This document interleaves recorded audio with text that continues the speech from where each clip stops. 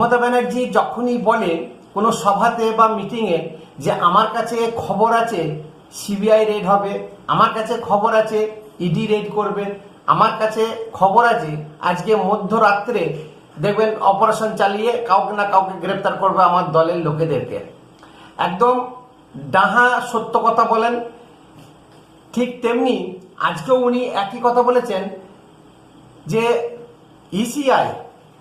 ফন্দি ফিকির করে বিজেপির কথা শুনে তৃণমূলের যত এমএলএ, প্রাক্তন এমএলএ, বর্তমান এমএলএ এবং নেতা আছে বা কর্মী সমর্থকরা আছে, যারা ভোট মেশিনারিজ বা ভোট মেশিনকে সামলায়, সেই সমস্ত মানুষদেরকে গ্রেপ্তার করবে অথবা তাদেরকে গৃহবন্দী করবে। কথাটা কিন্তু একদম সত্য কথা। ইসিআই এর কাছে প্রায় 800 জন তৃণমূল প্রার্থী বা তৃণমূল